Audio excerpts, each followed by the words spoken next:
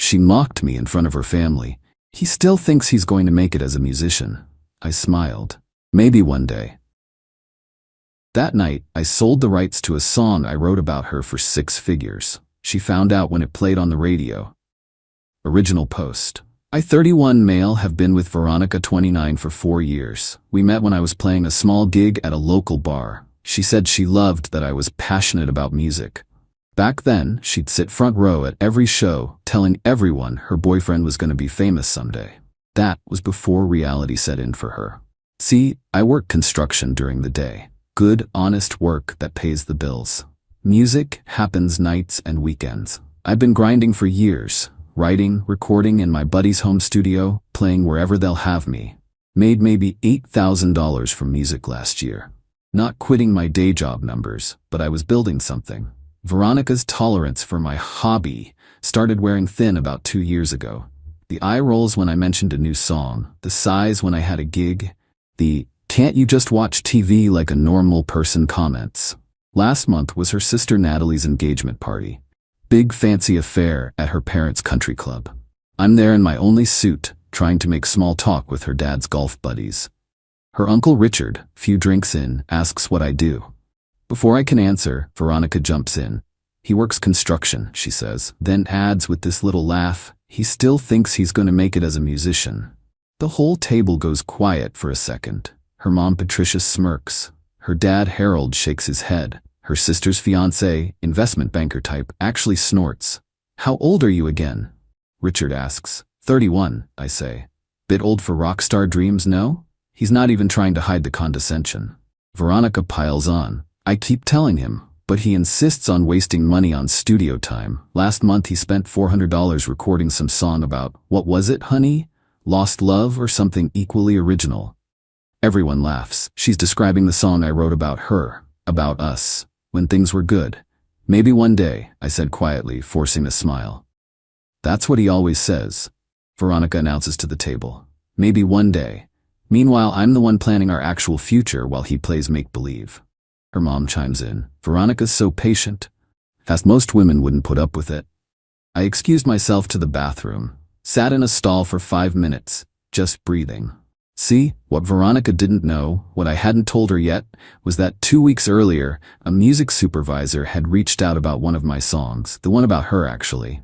They wanted it for a new Netflix series. The offer was sitting in my email, unsigned. I'd been waiting for the right moment to tell her. Guess I found it. That night, after we got home and she passed out, wine hits different when you're busy humiliating your boyfriend.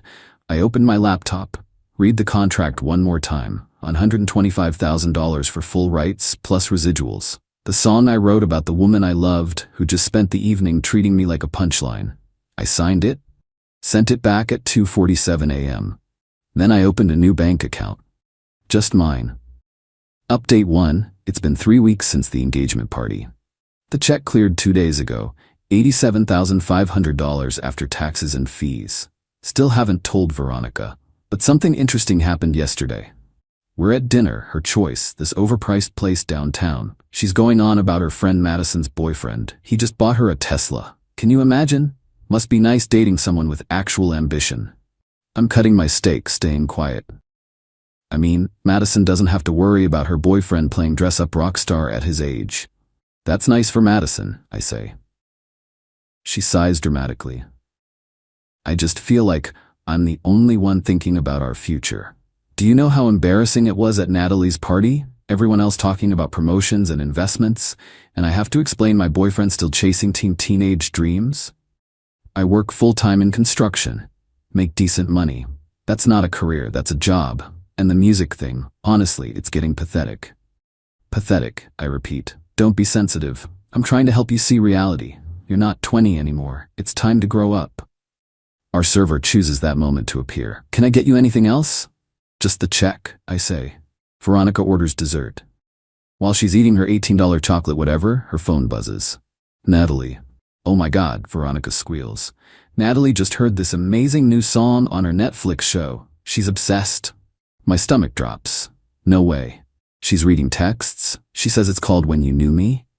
That's such a basic title, but apparently it's beautiful. The show's music supervisor is calling it the find of the year. I take a sip of water. God, see, this is what real musicians do.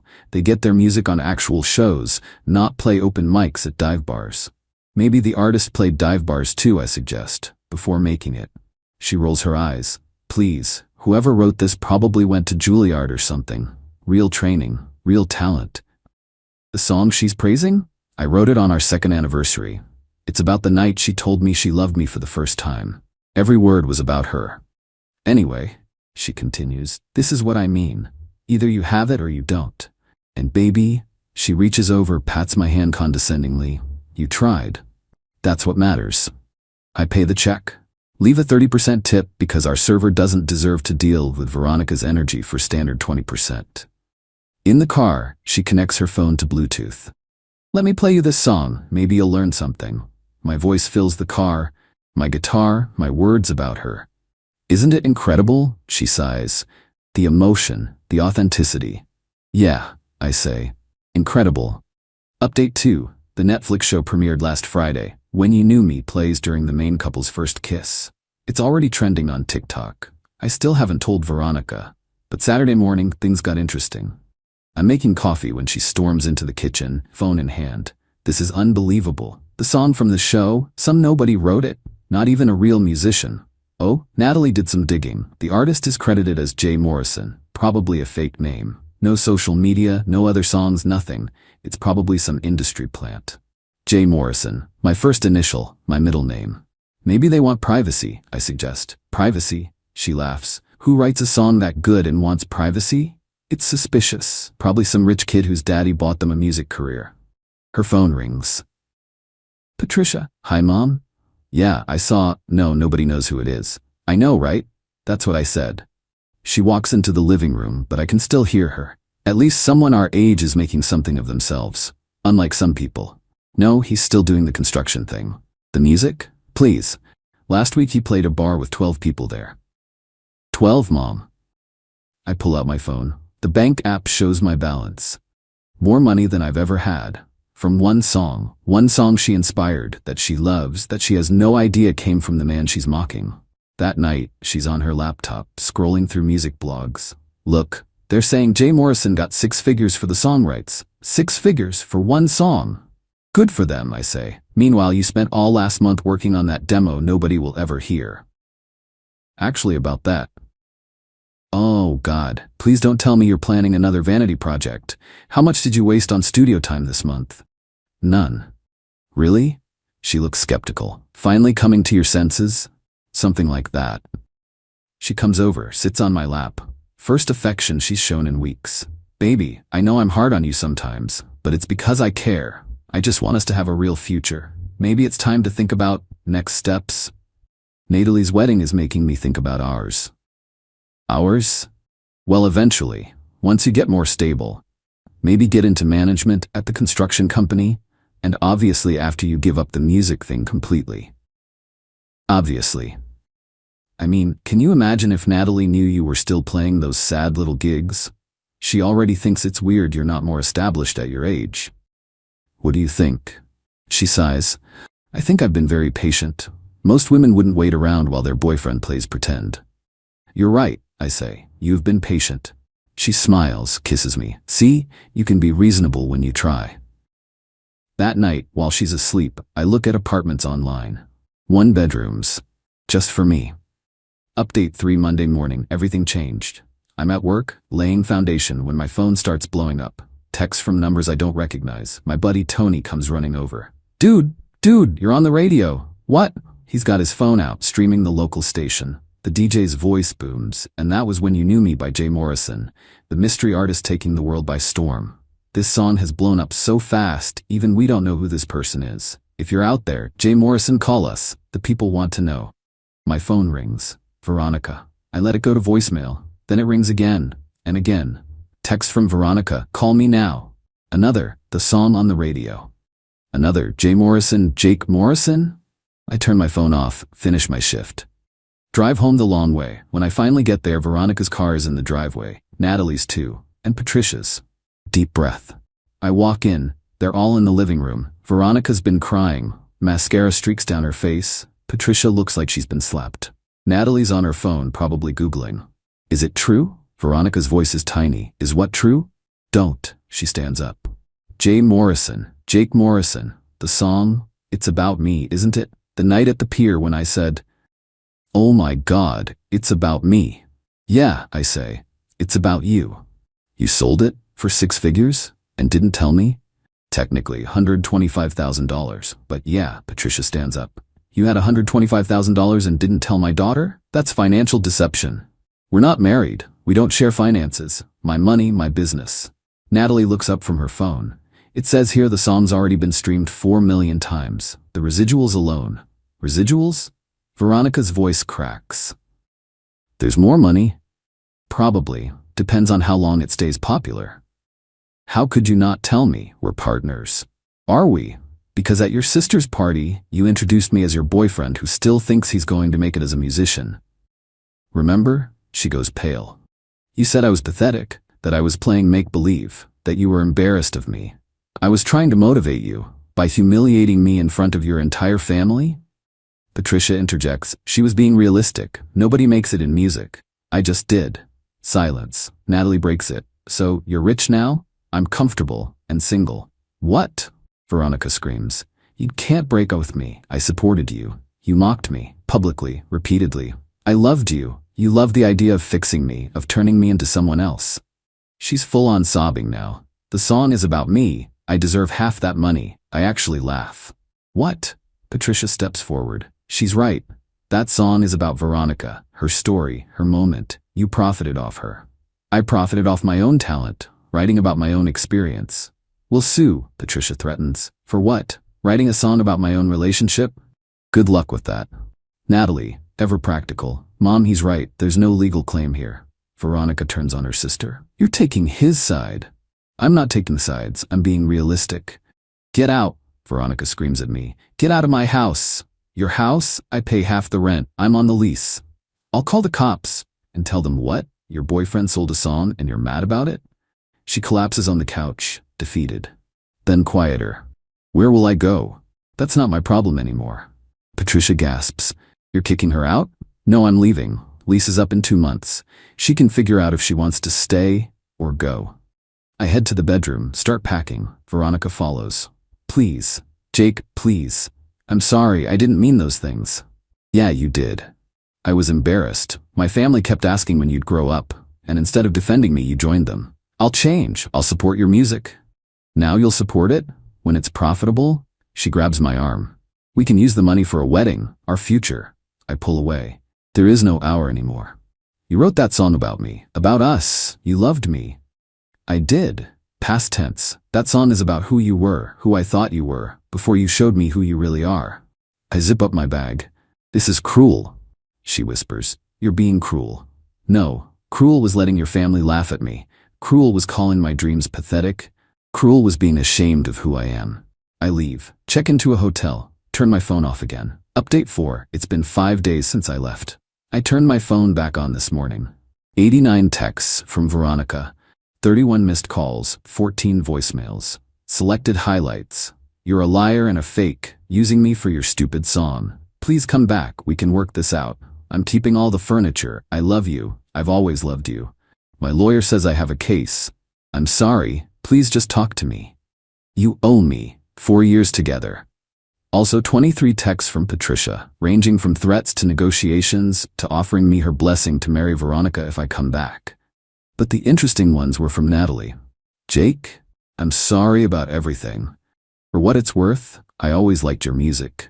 Veronica's having a meltdown. She called into work sick all week. Mom's enabling her, saying you're the villain. But honestly, she brought this on herself. Congrats on the song. It really is beautiful. And then yesterday, heads up, Veronica's been posting on social media. It's not good. I check Instagram. Veronica's public account, usually full of selfies and brunch pics, now has a series of posts. When someone you loved and trusted betrays you for money. 4 years of supporting someone's dreams just to be thrown away when they make it. He wrote a song about me and didn't even tell me it was being sold. Now he's acting like the victim. The comments are mixed. Some friends rallying to her side, but others, not so much. One comment stands out from someone named Derek. Didn't you mock him for being a musician at Nat's party? Multiple people heard you, Veronica's response. That was taken out of context. You literally called him pathetic. I was there. She deleted Derek's comments, but screenshots were already circulating. Then this morning, a new development. Email from Netflix's music supervisor. Mr. Morrison, congratulations on the success of When You Knew Me. We're interested in featuring more of your work. Do you have other songs available? We're particularly interested in exclusive rights to your catalog for our upcoming series. Budget is substantial. Please contact us at your earliest convenience. Substantial budget. For my catalog. The catalog Veronica said was worthless. I'm meeting with them tomorrow, in person. They're flying me out to LA. But first, I need to handle the apartment situation. I text Veronica, I'll come by tomorrow at 2 p.m. to get my equipment and remaining clothes. Please don't be there. Her response is immediate. We need to talk, please. Just give me 5 minutes. No. You can't just end 4 years without a conversation. Watch me. I'll be there when you come. You can't avoid me forever. Then I'll bring witnesses. Witnesses? For what? To ensure you don't make false accusations or try to claim I took anything that isn't mine. I would never. Like you'd never mock me publicly? Like you'd never call my music pathetic? No response to that. Update 5. Went to get my stuff today. Brought Tony and my cousin Miguel as witnesses. Good thing, too. Veronica was there, but she wasn't alone. Patricia was with her, and some guy in a cheap suit. This is my lawyer, Veronica announced as we walked in. Mr. Garrett? The lawyer looked about 25 and nervous as hell. Pretty sure he was some paralegal Patricia knew. My client believes she's entitled to compensation, he started reading from a notepad, for emotional distress and creative contribution to the song in question. Miguel, who actually is a lawyer, laughed. Creative contribution? Did she write any lyrics, compose any melody, play any instruments? She inspired it, the kid stammered. Inspiration isn't ownership, Miguel said. Every song ever written was inspired by something or someone. You have no case. Patricia stepped forward. This is about morality, not legality. He used my daughter. Your daughter used me as a punchline, I said, starting to pack my recording equipment. For years. I supported you, Veronica cried. Emotionally, that has value. You're right, I said. It does, about $0, which is what you contributed financially to my music career. I came to your shows. When? You haven't been to a single gig in the past year. I was busy, but not too busy to mock me at every opportunity. Tony and Miguel helped me load my guitars, interface, microphones, all the gear I'd bought with my construction money, while Veronica called it wasting money on toys. As I was packing the last box, Veronica pulled out her phone. If you leave, I'm posting this. She showed me a video. It was her, crying, with the song playing in the background. My ex-boyfriend wrote this song about me, sold it for 6 figures, and left me with nothing. I supported him for 4 years, believed in his dream when no one else did, and this is how he repays me. Please share this so everyone knows what kind of person Jake Morrison really is. Post it, I said. What? Post it. Tell the world. In fact, mention that I'm Jay Morrison. Give me the publicity. She blinked, confused. You think this makes you look good? I continued. Crying over money you're not entitled to? For a song about a relationship you disrespected? People will take my side. Some will. The ones who think being in proximity to success entitles them to a piece of it. But anyone with sense will see the truth. Patricia grabbed the phone. We'll ruin you. Miguel stepped in. Actually, if you post defamatory content about my client, we'll pursue legal action. And unlike your paralegal here, I actually know what I'm doing. The fake lawyer went even paler. I grabbed the last box. Post whatever you want. I've got a flight to catch. Flight? Veronica's voice went up an octave. Where are you going? LA. Meeting with Netflix. They want more of my music. Her face crumbled. More? How much more? All of it. Every song I've written. The songs you played for me? The ones I said weren't good enough? Those exact ones. She lunged forward, grabbing my arm. Please, Jake, please. I was wrong. I see that now. Your music is amazing. I always knew it. No, you didn't. I was scared. Scared of being poor, of struggling. My family put so much pressure on me. And you folded. Every time. I'll stand up to them now. I'll tell them they were wrong. Too late. Patricia tried one last time. You're making a mistake. Veronica loved you. She stayed with you when you had nothing. I had something. I had talent, passion, and drive. She just couldn't see it until it came with a price tag. We left. Veronica was sobbing. Patricia was threatening to call every media outlet she could think of. The paralegal was probably rethinking his career choices. In the car, Tony said, "Dude, that was brutal." "That was 4 years overdue," I replied. Final update. It's been 3 months since I walked out of that apartment. Time for one last update. The Netflix deal went through. Not just for one series, but 3. They bought exclusive rights to 15 of my songs for $1.2 million total. The news hit the trade publications last week. Mystery musician Jay Morrison signs 7-figure deal with Netflix. Veronica found out when everyone else did. She tried to contact me through my manager. Yeah, I have one of those now. Left a message saying she wanted to apologize properly and discuss reconciliation. My manager, bless her, responded that Mr. Morrison is not accepting personal communications at this time. But the real kicker came yesterday. I was having coffee at a spot downtown when Natalie walked in. She saw me, hesitated, then came over. "Jake? Hi. Natalie? Can I sit, just for a minute?" I nodded. "I wanted you to know, Veronica's not doing well." "That's not my—" I know, not your problem. I'm not here to guilt you. She brought this on herself. We all did, really." "How do you mean?" She sighed. "The family dynamic. We always mocked anyone who didn't follow the traditional path. Doctor, lawyer, banker. Anyone creative was seen as less than. Veronica absorbed that. She loved you in her way, but she was embarrassed because we made her feel like she should be. That's an explanation, not an excuse. I know, I'm not excusing it, just context." She pulled out her phone, showed me Veronica's Instagram. The follower count had dropped by half. The recent posts were all motivational quotes about betrayal and knowing your worth. "She lost her job," Natalie said quietly. "Kept calling in sick to stalk your social media. Spent all day trying to find proof you cheated or something. The song royalties news broke and she had a breakdown at work. They had to let her go." "I'm sorry to hear that." "Are you?" I thought about it. "Yeah, I am. I didn't want her to suffer. I just wanted her to stop making me suffer." Natalie nodded. "She's living with our parents now. Mom feeds her delusions, says you'll come back once you get it out of your system. Dad's frustrated, tells her to move on. It's tense." "Why are you telling me this?" "Because I owe you an apology too. I laughed along at that party. I didn't mock you directly, but I didn't stop it either. And that wasn't right. Your music, it's beautiful. You deserved support, not ridicule." "Thanks." She stood up. "For what it's worth, I'm glad you made it. You proved us all wrong." "I didn't do it to prove anything to anyone." "No, you did it for you. That's why it worked." She left. I sat there, thinking about how different things could have been if Veronica had just believed. Not even in my success, just in my right to try. My phone buzzed, text from an unknown number. I almost deleted it, then saw the preview. "Jake, this is Harold, Veronica's dad. I wanted to apologize." I deleted it. Some bridges aren't worth rebuilding. Later that night, I played a sold-out show at the venue where Veronica and I first met. 500 people, all there for my music. Music she said no one would ever care about. Before the last song, I said something to the crowd. This next one is about learning the difference between someone who loves you and someone who loves the idea of what you could be for them. It's about choosing yourself when the person you love most chooses their comfort over your dreams. It's called When You Knew Me. And yeah, it's about exactly who you think it's about. The crowd went wild. They all knew the story by now.